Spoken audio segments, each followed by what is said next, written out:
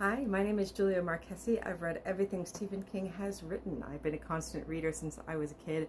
I'm a loser on the Losers Club podcast, and I adapted one of Stephen King's stories myself. I Know What You Need from Night Shift, which I shot on location at the University of Maine in the dorm room where Stephen King might have written The Long Walk. So I have some things to say about the movie, and this is this kind of fan I am. I was excited to get to go to two screenings here in Los Angeles back to back with guests and get to experience it, digest it, and then come up with a review for you. So buckle on your belt of tasty, tasty goo. Let's go. So as I said, I've read everything Stephen King's written. This is in my top 5 books of all Stephen King's works, so I am very, very invested in this. First off, casting. Incredible. Cooper Hoffman is the dream Garrity. He's so incredible. Number 47 of the Dreams. I have no notes for him. Incredible. David Johnson, of course, as his Pete McBride is number 23. Incredible pairing. I thought Jordan Gonzalez as Harkness 49 was amazing. I thought Charlie Plummer as Gary Barkovich number 5 was amazing, and Sevens as number 38 with Garrett Waring was really incredible as well. Like all the boys, I know what they went through. I went to a Q&A where Garrett Waring said that they walked 260 miles making that movie, so no joke. So I see it from every angle of the actors, the directors, everything. I see what this was, and I appreciate it with all of my heart. Mild spoilers ahead, not big ones. I like that they keep it really contained. I was afraid it was going to be a big kind of spectacle movie because that's what Francis Lawrence did with The Hunger Games. So I'm so glad that he understood that that's not this movie at all, not this story at all, is not a big spectacle. They do mention it's being televised, but we don't ever see it. And so I'm really glad that they kept it to kind of just the boys walking, which is really what I wanted.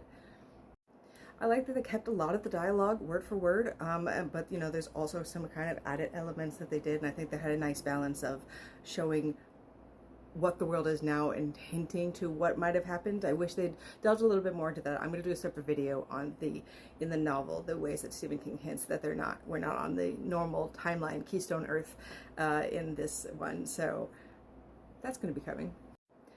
I do like they leave it in a kind of nebulous time space. We don't know where or when they are, and I think that's up to your imagination to decide for yourself. Shout out to the cinematographer and all the crew who have to do their entire job walking or riding. You have to be entirely mobile. I see it as a filmmaking feat. Well done. There is one element that I really was curious to see if they were going to push or not, which is in the novel there's a pretty explicit bisexual romance going on between Raymond and Pete, as well as friendship. They both mentioned they do have girlfriends, but they did have girlfriends, but then also Pete asked in the story if he could jerk Gary off. So in the novel it's quite explicit, and I was hoping that they would kind of push that more as a pansexual lady, hoping they were going to push that more out there, but it was, they do hint, and I appreciate that. I'm glad that it wasn't tossed out the door all entirely, but I was hoping it would be more of like a push. Thank you for the gore and violence. Thank you, thank you, thank you. You cannot separate Stephen King from violence. This is what Stephen King fans know. And when adaptations don't work, they usually don't work because they don't have the violence. They need to show you that this world is not fucking around. So I would have preferred some practical blood, but I do appreciate the violence. Thank you very much. Always, as a gore hound, always. They do some character combining, which I understand because they're taking a group from 100 boys down to 50 boys, which for logistical reasons, I totally understand. And character combining, again, I totally understand. But some of the character combining they choose doesn't work for me, which is not to say the actor's not doing a great job doing it, you know. The Long Walk has a famously divisive ending, and I have very specific thoughts about that ending in the novel, which we can talk about whenever you want. I am down to talk about it. So as a Stephen King fan, when you're going to see one of his adaptations, you always are curious what they're going to do with the endings, right? Because endings change. And so you always go, okay, you go in with hopes high. And this ending, and I thought about it, and I don't like it. I will not say any spoilery things, but if you would like to talk to me about it privately, let's do it. Let's dish.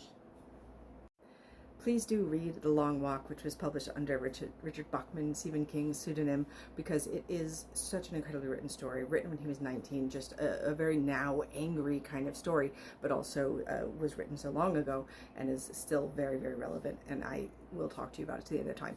And of course, the movie comes out on September 12th, and I hope you will talk to me about that as well. I love Stephen King. I love people's visions of Stephen King, seeing it through different people's eyes, and how Francis Lord would adapt it versus how I would adapt it, or how you would adapt it, right? It's a whole different world, and we have these images so grained in our minds because Stephen King's such a great storyteller that he can kind of push these images to you. But the interesting thing for adaptations is how does it filter through that director or that writer. So to J.D. Molnar and Francis Lawrence, who are both obviously pros of their craft, know what they're doing, it's really fascinating to see how they see this story. So I'm interested to see how you see this story, and thanks for listening to me talk about it, because I love to talk about it. Yay, all hail the king, all things serve the beam.